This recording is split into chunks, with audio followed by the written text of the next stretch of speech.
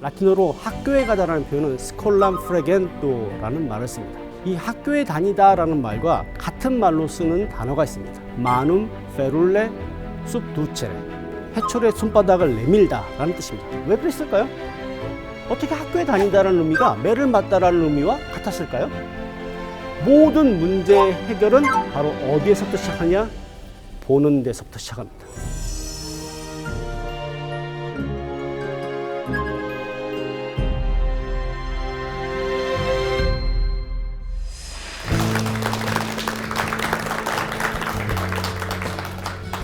EBS 명강을 시작하면서 어떻게 인사를 드릴까 고민을 좀 많이 했습니다. 반갑습니다. 안녕하십니까? 이렇게 인사를 해야 할까 고민을 하다가 이렇게 인사를 하기로 했습니다. 살베테 메이소치. 안녕하세요. 나의 친구 여러분. 그런데 이 인사법은 제가 한 말이 아닙니다.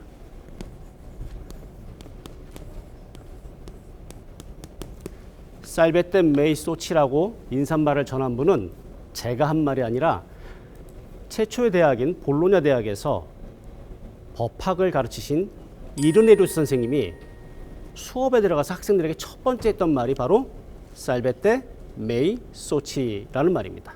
이 말은 안녕하세요 나의 친구 여러분, 안녕하세요 나의 동료 여러분이라는 뜻입니다.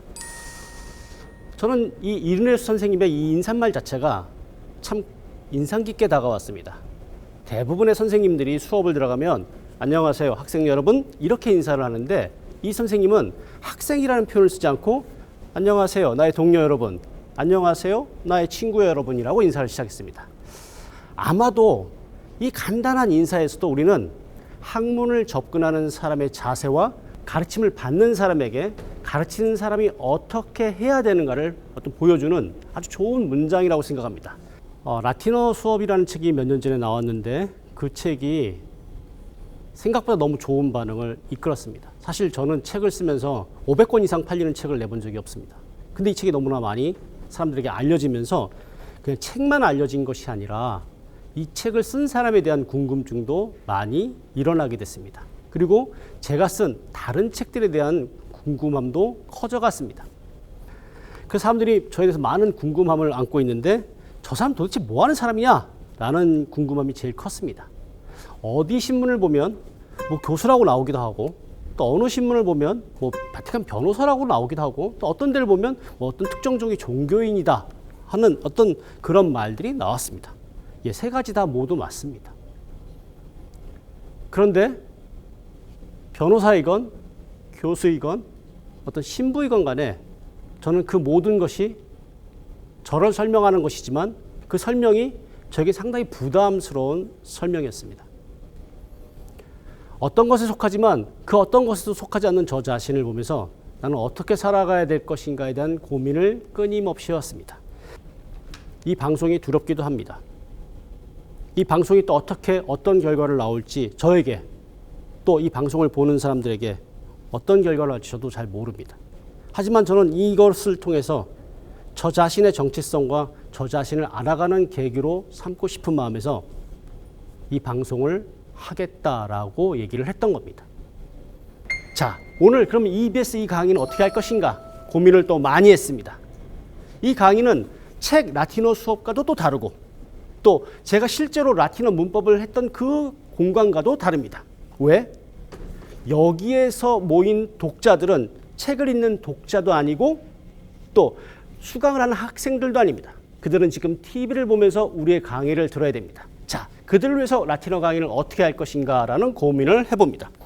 그런 고민 앞서 저는 저의 하나의 책을 보여드리고 싶습니다. 책의 표지는 절대 보여드리지 않고 책의 분량만 보여드립니다. 저는 이 책 작업을 위해서 거의 한 10년 이상의 시간을 아침 7시부터 저녁 11시까지 일을 했습니다. 그런데 이 책 10여 년이 넘는 시간 동안 했는데 작년에 출판사에서 인쇄 보고서가 왔습니다. 몇 권이나 팔렸을까요? 몇 권이나 팔렸을까요? 7권 팔렸습니다. 그 중에 2권은 어떤 사람이 산지 제가 압니다. 제 수업을 들었던 제자가 2권을 샀습니다. 그리고 제게 와서 인사했습니다. 선생님, 제가 그 책을 2권 샀습니다. 했습니다. 그래서 당신이 2권을 샀군요. 5권 누가 샀지? 라는 그 생각을 했습니다. 또 다른 한 권의 책을 보여드리겠습니다. 자, 책의 분량은 이 정도입니다. 글자 크기 7, 본문 글자 크기 7, 각주 글자 크기 5입니다. 이렇게 글자 크기를 작게 한 이유는 최대한 지면에 분량을 적게 함으로써 책을 그나마 좀 책의 분량을 줄이기 위해서 글자 크기를 이렇게 작게 했습니다. 제가 여러분들 앞에서 이 2권의 책을 보여드린 이유는 나 공부 많이 했어. 그리고 여러분 이 책 사봐. 그런 뜻이 아닙니다. 제가 라틴어를 공부하게 된 이유, 바로 이 2권의 책에서부터 시작하기 때문에 그렇습니다. 사람들은 라틴어 수업이라는 책을 보면서 저 사람 왜 라틴어 수업을 공부했지? 라틴어를 왜 공부했지? 이런 의문을 갖게 됩니다. 저는 1989년에 광주 가톨릭대학교에 들어갔습니다. 그곳에 들어가서 신부가 되기 위해서 신학교 교육을 받았습니다. 신학교 교육 과정 안에서 가장 의무적으로 해야 됐던 것이 바로 라틴어 공부였습니다. 그 라틴어 공부를 하는데 대다수의 학생들은 너무나 싫어했습니다. 왜? 라틴어 수업을 읽어보면 어렴풋이 알겠지만 너무나 많은 문법들, 너무나 많은 동사 변화들, 그거를 다 머릿속에 막 구겨 넣어야 하니까 학생들은 그 과목을 너무나 싫어했습니다. 그런데 저는 그 수업을 들을 때마다 가슴이 막 뛰었습니다. 이런 세계가 있어? 내가 예전에 막 무조건 외웠던 영어 단어가 여기서 시작된 거야? 저의 머리는 막 움직이기 시작했습니다. 다른 친구들은 한 학기, 2학기 억지로 들었던 그 과목이 제게는 너무나 기쁜 소식처럼 다가왔습니다. 그리고 그것을 하나하나 습득해 갔습니다. 하지만 이 정도로 해서 라틴어를 잘할 수 있지는 않습니다. 정말 라틴어를 잘하기 위해서 무엇이 필요한가? 그리고 저는 지금 이 강연을 듣고 있는 사람들, 이 강연을 보고 있는 사람이 라틴어를 잘하기를 바라는 마음은 1도 없습니다. 그럴 필요도 없습니다. 제가 바라는 것은 이 라틴어 수업이라는 강연을 듣고 방송을 보면서 여러분 마음 안에 어떤 것이 일어나는가, 그리고 어떠한 변화가 일어나는가, 그 마음의 변화를 바라봤으면 하는 그 바람이 더 큽니다. 자, 그래서 저는 이것을 꼭 수업을 할 때 얘기를 합니다. 로마 시대 때 학교에 가다라는 표현이 있습니다. 라틴어로 학교에 가다라는 표현은 스콜람 프레겐토라는 말을 씁니다. 학교에 다니다. 그런데 이 학교에 다니다라는 말과 같은 말로 쓰는 단어가 있습니다. 그것은 뭐냐면 manum ferule subducere. 이거는 해초리의 손바닥을 내밀다라는 뜻입니다. 또 다른 수고는 데제르 숲 비르가, 해초리에 맞다라는 겁니다. 다시 말해서 로마 시대 때 스콜람 프레겐토, 학교에 다니다라는 말은 해초리에 손바닥을 내밀다, 아니면 매를 맞다라는 의미와 같았습니다. 왜 그랬을까요? 어떻게 학교에 다니다라는 의미가 매를 맞다라는 의미와 같았을까요? 좀 이상하지 않나요? 로마 시대 학교에 다니다라는 의미는 매를 맞고 해초리에 손바닥을 내밀고 그런 의미라는 게 이해가 됩니까? 로마 시대의 학교는 체벌이 당연한 곳이었습니다. 사실 인류의 역사 안에서 체벌이 오늘날처럼 사라지기 시작한 것은 그렇게 오래되지 않았습니다. 체벌과 관계돼서 저는 특별히 오늘 한 가지 이야기를 하고 싶은 게 있었습니다. 수업 시작할 때도 얘기했듯이 이 수업이 저라는 사람의 정체성을 찾아가는 길이라고 했기 때문에 예전에 어떤 공간에서도 이야기하지 않았던 저만의 개인적인 것들을 하나씩 꺼내갈 것입니다. 체벌과 관계해서 저는 하나의 기억에 남는 일이 있습니다. 뭐였냐면 여러분들도 아마 비슷한 경험이 있을 것 같은데 고등학교 때 몇 번 일어나 해서 수학 문제를 풀거나 아니면 몇 번 나와서 책을 읽게 하거나 그런 경험들이 있었을 겁니다. 저도 역시 고등학교 때 몇 번 일어나 해서 책을 읽어 딱 그런 경험이 있었는데 그때 마침 저의 짝꿍이 옆에서 저를 쿡쿡쿡 찔렀습니다. 그래서 저는 하나의 문제가 있었는데 한번 웃음이 터지면 그 웃음을 멈출 수가 없었습니다. 책을 읽다가 옆에 있는 짝꿍이 탁탁 찌르니까 저도 모르게 킥킥 됐습니다. 그리고 어느 순간에 그냥 웃음이 터져 나왔습니다. 그런데 선생님이 저를 불렀습니다. 앞으로 나와. 선생님 무척 화가 나신 얼굴 표정이었습니다. 앞으로 나가니까 선생님께서 안경을 벗었습니다. 그리고 선생님이 시계를 풀으셨습니다. 그럼 따귀를 때리기 시작했습니다. 따귀를 때리면서 제가 좀 여러분 화면에도 보시면 알겠지만 좀 얼굴이 평평합니다. 그러니까 선생님이 뭐라고 하시냐면 이 자식 봐라. 따귀 때리기 참 좋구나 하고 막 먼지나게 따귀를 막 때리셨습니다.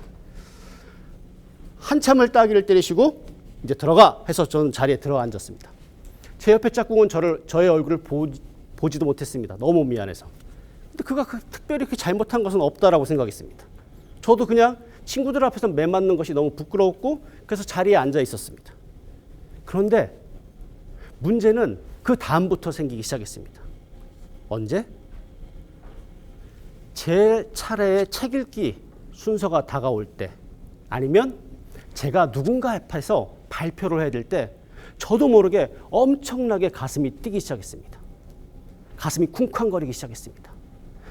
제 차례가 오면 누군가 앞에서 책을 읽는다는 것 자체는 엄청난 도전이었습니다. 그리고 책을 읽었을 때 어떤 현상이 생겼냐면 말을 더듬기 시작했습니다. 지금 여러분은 믿지 않을 겁니다. 저 사람이 말을 더듬어? 그럴까? 예. 책을 읽으면서 말을 더듬지 않기 위해서 저는 얼마나 많은 노력을 했는지 모릅니다.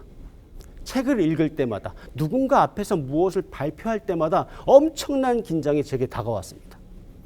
라틴어 수업이라는 책이 너무 잘 되면서 어떤 포털 사이트에서 저자가 직접 낭독해주는 그런 그 책을 만들자라는 제안이 왔을 때 저는 그 제안을 한 번도 받아들이지 않았습니다. 사실 출판사 측에서도 그렇고 그걸 제안한 입장에서도 왜 저 선생님이 저걸 안 받는가라고 의아했는데 그 안 받았던 이유는 바로 이거였습니다.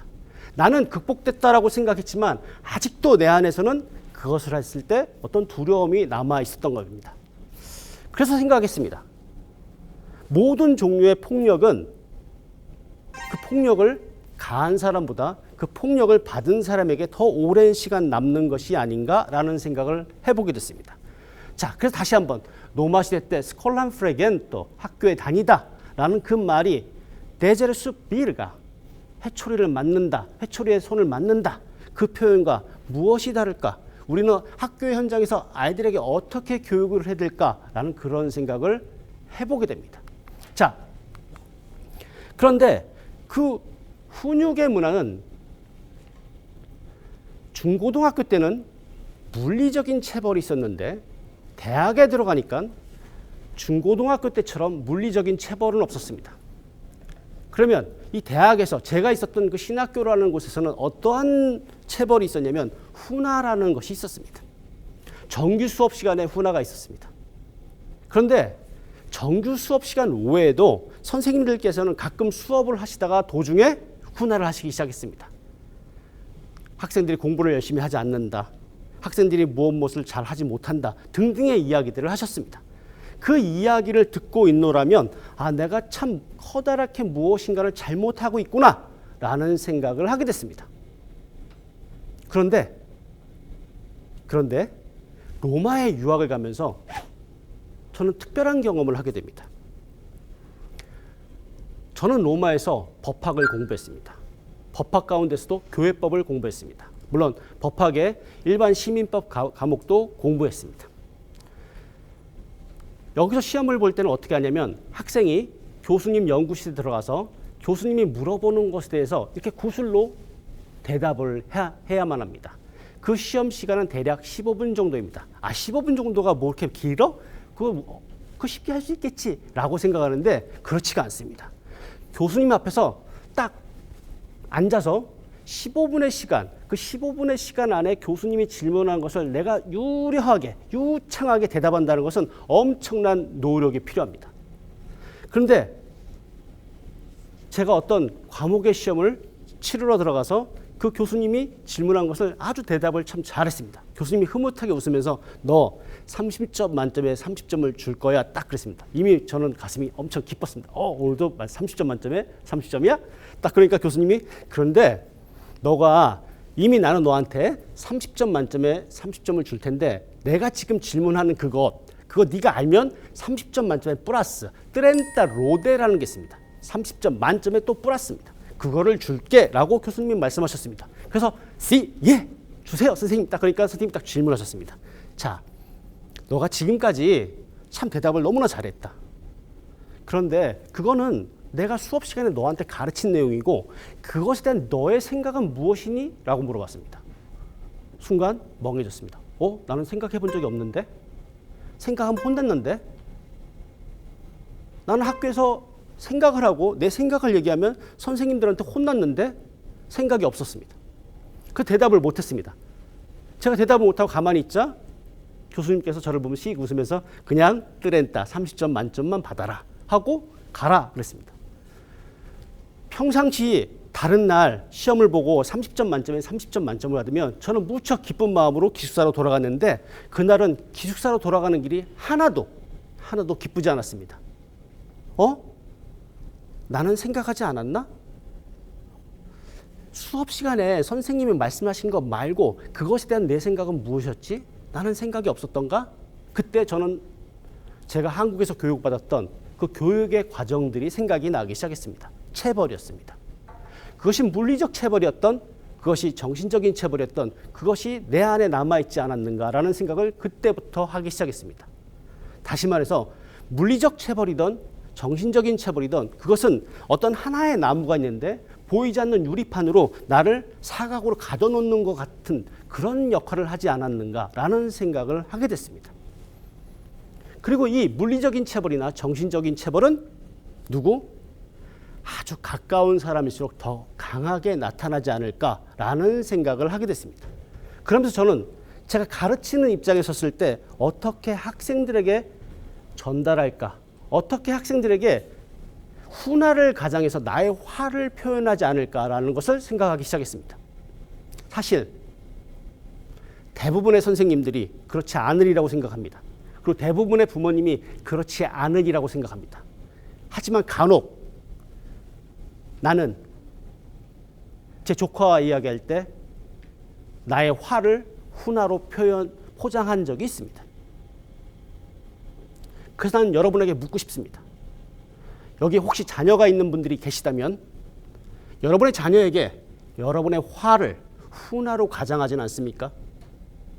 여기 혹시 가르치는 분이 있다면 여러분이 학생들에게 화가 난 것을 아니면 자기 자신에게 화가 난 것을 그것을 훈화라는 이름으로 포장하지 않습니까? 교육의 가장 큰 첫걸음은 자기 자신을 보는 데서부터 시작한다라고 생각합니다. 지금 한 장의 그림이 나올 것입니다. 도미누스 플레비트라는 것입니다. 예루살렘에 가면 여러분은 이 장면을 목격할 수 있습니다. 예루살렘 도성이 한눈에 보이는 이곳에서 예수라는 한 청년 예수는 이곳에서 울기 시작합니다. 그래서 그 예수라는 청년이 울었다는 의미에서 도미누스 플레빗, 주님께서 우셨다라는 예배당이 만들어지게 됩니다. 그 예배당에서 저 예루살렘을 바라보면서 예수라는 청년은 울었습니다. 아마 이 청년은 생각했을 겁니다. 어떻게 하면 사람들이 서로 존중하고 살 수 있는 세계가 무엇일지. 그런데 그 세계에 다가가는 것이 이렇게 힘든가? 라고 생각하고 아마 울었을지도 모릅니다. 자, 여기서 길을 내려와서 언덕을 내려오면 사자문이 나옵니다. 바로 이렇게 생겼습니다. 자, 아까 도미누스 플레빗, 주님께서 우셨다라는 그곳을 내려서 사자문을 통과합니다. 이곳이 왜 사자문이냐면 믿거나 말거나지만 여기 아주 조그맣게 보이는 사자 부조상이 있죠. 이 사자 부조상 때문에 이곳을 사자문 또는 그리스도교인들은 이곳을 스테파노 게이트, 스테파노의 문. 왜냐하면 그리스도교 최초의 순교자인 스테파노가 이곳에 죽어서 이곳에서 순교했다라고 해서 스테파노 게이트, 스테파노 문이라고 부릅니다. 자, 이곳을 통과하면 어떤 게 나오냐면 비아 돌로로사라고 십자가의 길이 나오게 됩니다. 십자가의 길을 가다 보면 이런 문장이 있습니다. O vos, omnes qui transitis per viam attendite et videte, si est dolor sicut dolorum meus.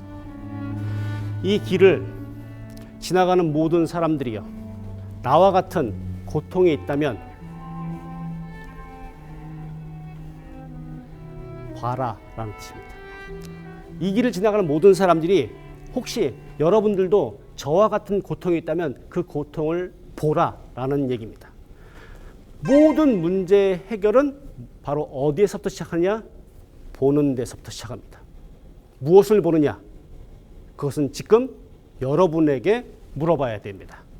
여러분이 어떤 문제를 갖고 있는지 아니면 여러분이 어떤 어려움을 갖고 있는지 저는 알지 못합니다. 마치도 제가 어떤 아픔을 겪고 있고 어떤 고통을 겪고 있는지 여러분이 모르는 것처럼 저도 역시 여러분의 아픔과 마음의 골이 어떤지 알 수가 없습니다. 그것은 그 누구도 대신해 줄 수 없습니다. 사랑하는 여인도 사랑하는 사람도 그것을 대신해 줄 수 없습니다. 그래서 우리의 생이 무척이나 외롭고 고통스럽습니다. 하지만 우리에게는 한 가지 능력이 있습니다. 그 문제를 풀 수 있는 능력이 아니라 힘들지만 그 문제를 볼 수 있는 능력입니다. 자, 오늘 우리는 이 라틴어 수업을 통해서 무엇을 시작할 것인가 라는 질문을 던집니다. 보는 것입니다. 예전에 어떤 사람이 시장을 보러 간다, 예배를 보러 간다, 미사를 보러 간다 하니까 그 말에 무척 화를 낸 적이 있었습니다. 어떻게 예배를 보냐, 어떻게 미사를 보냐라고 표현하는 거였습니다. 거룩한 예배에 가서, 거룩한 미사에 가서 그게 단순히 그냥 보는 거냐? 그런데 우리가 시장에 장 보러 간다고 해서 그냥 거기 시장을 휙 보고 옵니까? 본다라는 것에는 그냥 내가 그냥 뭐 주마간산처럼 흩어보고 가는 것이 아니라 본다라는 이 동사에는 아주 능동적인 의미가 있습니다. 그래서 오늘 저는 여러분에게 숙제를 줍니다. 그 숙제는 뭐냐? 바로 이거를 보는 겁니다. 그것은 바로 네블라입니다. 라틴어로 네블라라는 것은 아지랑이를 뜻합니다. 다 같이 한번 따라 읽어볼까요? 네블라, 네블라, 네블라.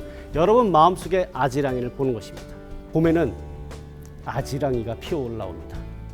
그런데 그 아지랑이라는 것은 우리가 유심히 바라보지 않으면 그것이 보이지 않습니다. 우리 모두에게는 그런 마음의 아지랑이들이 있습니다. 만일 그 아지랑이가 내가 무엇이 되고자 하는 것, 내가 무엇을 희망하는 것일 수도 있고 아니면 내 안에 있는 어떤 어려움이나 아픔일 수도 있습니다. 그것을 보는 겁니다. 그 장소가 어디든 좋습니다. 운동장이든 학교 도서관이든 아니면 또 다른 어떤 공간이든 나가서 여러분 마음속에 아지랑이를 한번 봐주십시오. 그 아지랑이 속에서 피어 올라오는 것이 무엇인지 한번 봐주십시오. 아까 비아 돌로로사, 고통의 길, 순환의 길에서 나와 같은 고통이 있다면 그것을 보라라고 했습니다. 모든 문제의 시작은 보는 데서부터 시작합니다. 하지만 그 보는 것은 쉽지 않습니다. 보는 게 쉬웠다면 그 누구나 다 했을 겁니다. 하지만 그것을 보면 다시 그 아픔이 솟아올라오고 그 고통이 솟아올라옵니다. 하지만 봐야 합니다. 자, 30분 동안 모두 잘 들어주셔서 감사합니다.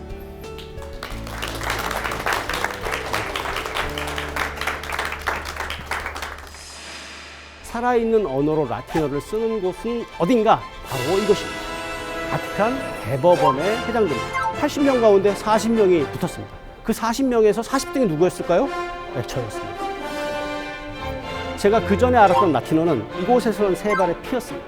학년 진급 심사 시험을 딱 보고 성적표를 딱 받아봤는데 17점이 나왔습니다. 엄청난 탄식과 함께 옥상에 올라가서 매일 이 노래를 불렀습니다. 라샤 기업이 안가 라샤 기업이